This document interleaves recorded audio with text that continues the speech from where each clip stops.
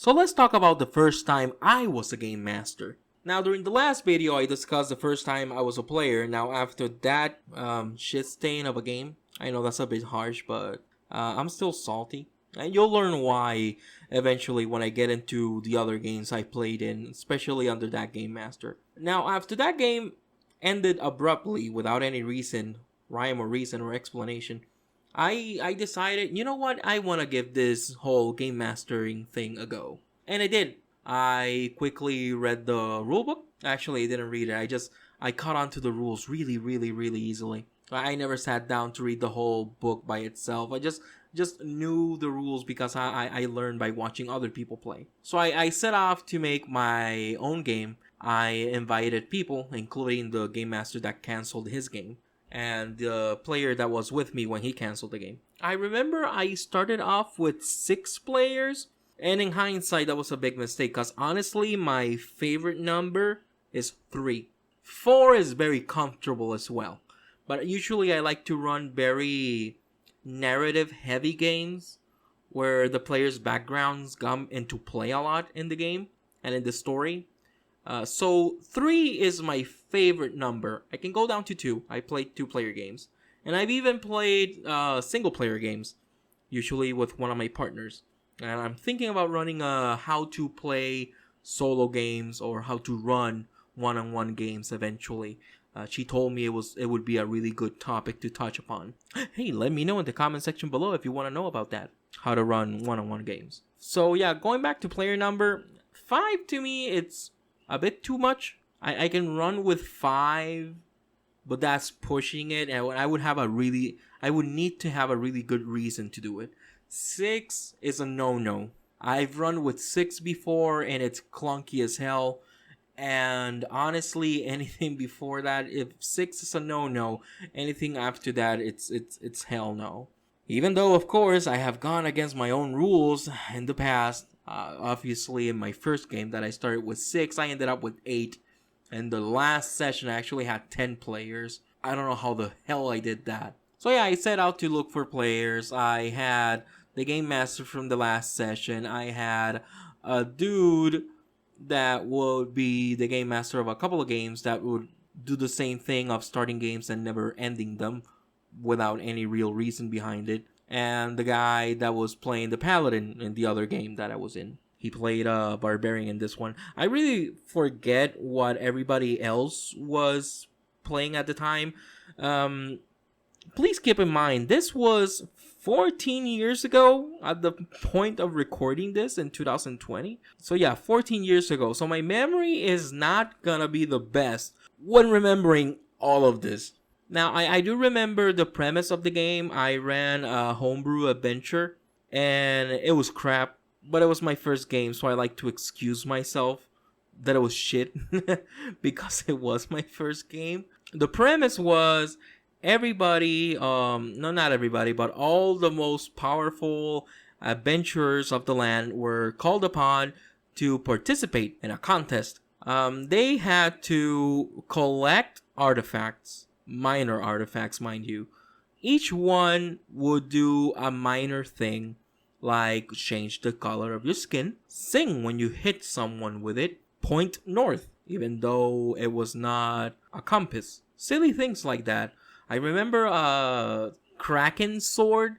It was a sword in the shape of a squid that would wrap itself around your face and let you breathe and fight underwater. That one was actually cool. I actually eventually sold that one to a third-party company in Pathfinder, and they loved it. Got a couple of dollars from that one. So yeah, that was the premise. I remember spending time writing down in a Word document the invitation, air quotes, for the contest, and actually drawing and painting by hand the emblems every character would get, so people in the world would know they were part of that contest. I actually wanted my players to feel invested with my game. A couple of them did, of course. One player wanted to be an asshole since the first session, and he said, oh, even though he had the little paper I gave them in his hand, he told me, oh no, my character sold it before I came here. And I wasn't taking any shit. I had seen how these people were. I wasn't taking any shit. I was like, okay, yeah, they gave you another one, but you didn't get any gold for it. The gold you got for the other emblem, you used it to travel here, so whatever. Even though they had sent them airships to pick them up. And I remember that one of the things that the people told them in the contest was, people are here to help you out during the contest. Now, the point of that was that there were gonna be people selling things in different towns. If they ever needed new equipment, ever needed to buy new equipment, and of course, the first thing they said was, "Oh, so we can get free shit." And one of the first things they did was try to coerce a merchant to sell them a ring of a large person. For those of you that don't know, a ring of a large person makes you way taller, way bigger, and deal a little bit more damage. So during the first session, it was a lot of them versus me. It's not obviously how I wanted to play the game because I have never seen tabletop role-playing games as game master or storyteller against the players. I don't think that's the right way to play it. If that's the way you like to play it, you do you. But to me, honestly, if there's a wrong way to play, it's that one. And of course, not having fun. If you're not having fun, don't play. So sadly, that was my first experience as a game master. It was a lot of them versus me because they would like to antagonize me. I remember one of the guy that said that he sold the little emblem for the contest was the longest running game master in the group. He had been game mastering games since he was a little boy with his family, and he was the first one to antagonize me. I imagine he did it because I was a new game master. He wanted to see how much he could push. Luckily, I never gave him much of a space or place to do that. I like to think he respected me as a game master after that. But sadly, the guy always had it out for me. He hated my guts. No real idea why. I mean, I think I have some theories on it. See, the guy was an incel. He always wanted to go after girls in college. And he would be the type of guy that he would read Twilight just so he could have something to talk about with girls. And obviously, he would always be single. And if he had a relationship, it would last really short. It would not last too long. And I remember one of his friends taking away one of his girlfriends. That was a whole debacle. And I think one of the reasons he hated me is because I always had girlfriends. Not at the same time, mind you, though nowadays I do, because I'm polyamorous. But back in the day, I always had a partner at any given moment. And I think he hated that of me because if you looked at us, you'd think he'd be the one with the girls because he was skinny, he was sort of athletic. And I would actually like to think that he was handsome. I would call him handsome. And I have always been fat. Now, you know how society is. Usually, us fat people are not considered too handsome or too pretty. Although, people have told me I have a really pretty face. But if I always had a partner with me, I had to have been doing something right. And if I'm polyamorous with two partners nowadays, I definitely must be doing something right. I don't know, I have always just tried to treat all my partners, potential partners, or just people that don't royally piss me off with a modicum of respect. I've always believed that respect has to be earned, but if I don't know you, I have no reason not to respect you. I think that's why a lot of people gravitated towards me in college. It was weird. So we played that silly game about collecting a bunch of artifacts. I remember I still had the book with me up until 2 years ago where I had written down all the artifacts I had come up with. I probably still have it stored away somewhere in my house. If I ever find it, I promise I will make a video where I am going to read to you most of them. Now, one of my favorite ones was the Sword of Forgetfulness. And we had a lot of fun because for a whole hour, everybody in the table were just role-playing with it. And that was one of my favorite moments of all time. Because the sword's effect was, if you don't see it, you don't know it's there. So you can be holding the sword, but if you don't look at it directly, you don't know you're holding a sword. And say what you will about, the touch senses, you would know it's there because you're touching it, whatever, it's magic. So for about an hour, they were just playing around on the table, talking about Oh, what sword are you talking about? That one. Oh, wow. Oh my god, I have a sword in my hand.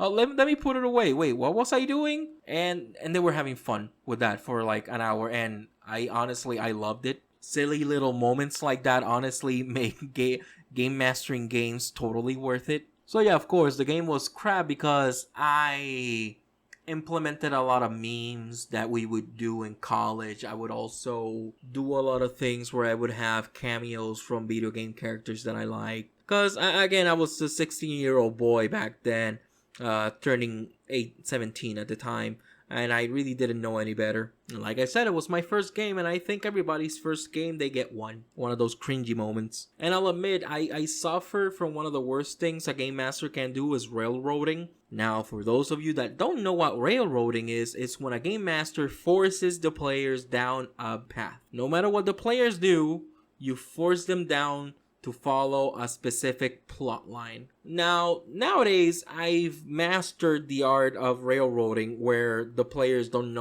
notice that I'm railroading them. It takes practice, but you can do it. Back in the day, I was very blatant during my first campaign, obviously. It was shameful. I am ashamed of things like that. Thankfully, I have gotten better. Now, to one of the worst points in that game, I have a couple, but let me begin with one that's a little bit benign. We were role-playing, and we have been role-playing in my game for about 2 hours. And the players told me, we're surprised we haven't had a fight yet. Now, when I run role-playing games, I like to have a reason for my encounters. For my fight encounters. I don't like to have random encounters. I don't believe in random encounters. Because, again, I like to run very story-driven games. So if you have a random encounter, I think that detracts from it. So they were waiting for a fight. And I'm like, okay, we can have a fight. You guys are in a tavern. They were in a tavern at the time. I remember that. And I told them, okay, so we can have a fight. Go get lunch. Everybody went to get lunch. And then sit down, eat lunch, and then we can have a fight. So everybody ate lunch. I ate lunch. I think I had calzone. It was delicious. And they were just looking at me. And I was like, okay, so we started the game. And they're like, well, we're waiting. And I'm like, waiting for what? For the fight to happen. And I'm like, well, you're sitting down in the bar. I'm not going to have a fight happen spontaneously in the bar. You have to do something, at least get up and leave the bar for the fight to happen. Because I did have something planned, but they were metagaming the fact that they were going to fight. So they were just waiting for the fight to just pop. You know, Final Fantasy swoosh screen and just appear in a fight. And I don't do things like that. And I remember I felt angry and very disappointed in them. That they would metagame the fact that they were going to have a fight. I was going to have them fight a rival team. That was the whole purpose of that session. And I make myself sad thinking about these things. Now, the game came to a head when one of the worst things that has ever happened to me as a game master happened. A new guy came in.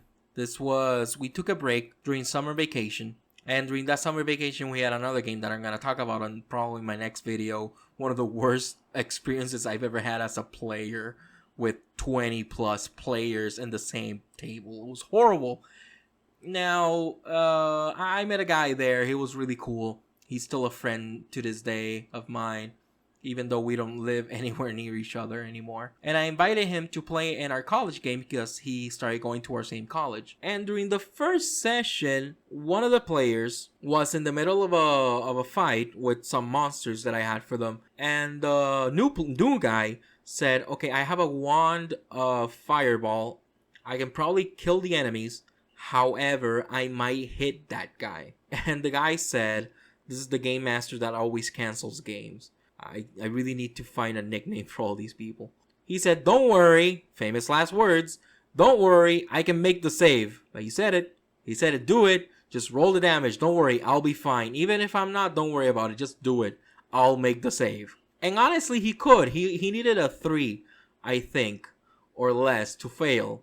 So the odds were in his favor. Sadly, you know how games are. He rolled his die. The other player rolled his saving throw. He rolled a natural 1. So he automatically failed that roll. And the new guy rolled the damage. And there were 2 monsters at the time. One fell. The other one didn't. Took a lot of damage though. But the player that said I can make the save perished. Now this is 3.5. We're talking about he was at negative 18 or something like that. He was dead. He was crispy. You know, like you could have put a little bit of barbecue sauce on him and you could have eaten him and you would have not gotten sick.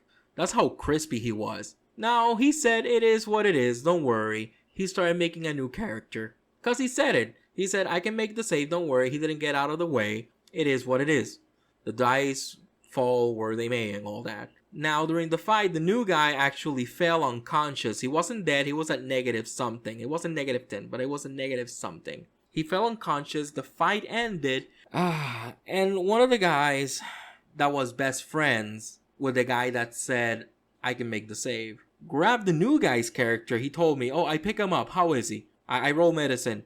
And I'm like, oh, he's at negative 7. He's like, okay. I stab and kill him. And I'm like, what? Yeah, he killed my best friend. They were best friends in real life and they were also best friends in game. It's like, oh yeah, I killed him. I coup de grace him. I deal enough damage to take him below negative 10. And at the time I was like, okay, so you killed the character. I told the new guy, make a new character. Now, this always sat really freaking bad with me. Because I don't like player versus player combat in games. It's supposed to be people working together, not against each other.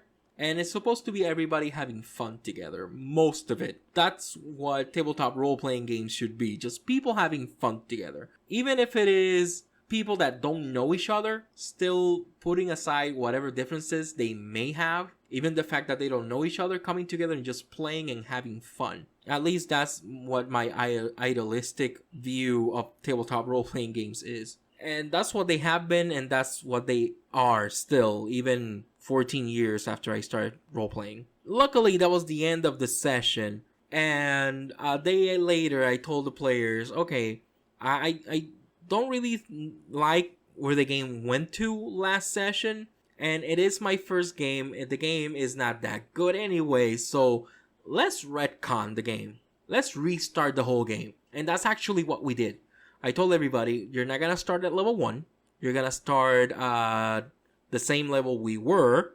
So make new characters at those levels. And we're just going to restart the game from the beginning. Knowing what I knew at the time, I wanted to make a better game for them. Avoiding all the railroading and cameos that I had done. And it came out really freaking well. I remember one of the players couldn't come back because he was extremely busy with college work. And he was really sad because he really liked his character. It was a chaotic neutral, almost chaotic evil elf. And I remember I asked him, hey, is it okay if I bring in your character and just have him as a villain? And he was so happy with that. He's like, oh yeah, man, screw them over with my old character. Like, go for it. I'm like, excellent. So I had that guy's old character as a recurring villain when we retconned the whole thing. All said and done, a couple of months afterwards, we actually had the final session. During the final session, I had a lot of people that hadn't played before with me and other people that had to drop the game for X or Y reason come back for the grand finale. We actually had a huge fight because during the game, they discovered a plot by a military state that they were in cahoots with devils, that they were actually the ones creating the contest, and then there were these knights from an ancient god that wanted to take over the world. And all in all, it was like 4 different factions that the players were fighting that they didn't really know they were fighting. They were fighting them indirectly. So in the final session, they actually fought against, I think it was 5 villains at the same time. It was a huge fight, and it was awesome. And I don't think any of the players actually fell. Maybe one of them fell into negatives, but no character actually perished. Oh, and I do remember that I had a recurring monster that I loved. I saw it in the Book of Vile Darkness. It was a chitin. And these things are small and cute when they're small. When they get big, they get disgusting, and they're like xenomorphs, but with different colors and different weapons. Now, during the whole campaign, I had this monster coming out and fighting them from time to time. And every time it would come back, it would be different. It would grow. It would be stronger. it would adapt to their fighting styles. And they would hate this thing. They would loathe this thing. Now, during the final fight, it came out and they were like, oh no, this thing is out here too. We have to contend with all of these guys plus this damn monster. And the monster just told them, because it could talk, that it wanted to fight with them. Because they had taught it how to fight so well, it wanted to thank them somehow. So that was a really cute moment that I had. The players basically had a pet. I always like to give my players pets during campaigns, and that was sort of their pet, but not really because I wasn't always with them, but I helped them out during the last fight. Sometimes I wonder what it would be to remake that game once again with everything I know about role-playing games, but then I remember that I just don't have any players anymore. I just have my partners that live with me, and I love playing with them, but running these big bombastic games, I usually like to have more than one player, and one of my partners is very busy, so she can't really sit down and play with us that much. So it is what it is. I'm trying to see if I remember anything else interesting from that first game, but I don't think there is. Because honestly, I don't want to get into the cringy bits, because there was a lot of cringy stuff. I mean, like, I self-inserted myself as one of the main villains, and that shit's cringy. Then I found out that one of the long-standing game master that I talked about, the main villain of his homebrew game was himself. He used his second name as the name of the god, of the overgod in his homebrew game. And those of you that know Planescape know the Lady of Pain, and his god was the husband of the Lady of Pain. And if you know anything about the Lady of Pain, that shit just would not happen. But it is what it is. To this day, I believe he still does that shit. I outgrew that stuff many fucking years ago, and I'm so happy for that. I like to make my players the main characters of my stories. Because yes, I do like to write stories. I do like to write adventures for my players. But I like to have them at the center of it. That's why, for me, backstories are so important. I always try to mesh them together with the story that I'm planning. Usually when I plan a story, I just plan like point A, point B, point C, and that's it. And then I try to fit my players' backgrounds into those points, and that's it. And then I elaborate from there. With that said, I don't want to keep prolonging this video. It's been pretty damn long already, and I'm so sorry for that. But when you're talking about a whole, campaign that happened throughout a whole year, you really gotta take some time to really think about it. And I'm probably forgot a couple of things that I could have probably talked about. But if I do remember, I'll just make a note of it and probably revisit this video with a follow-up. Until then, I am the voice in the void, reminding you, I'm always watching.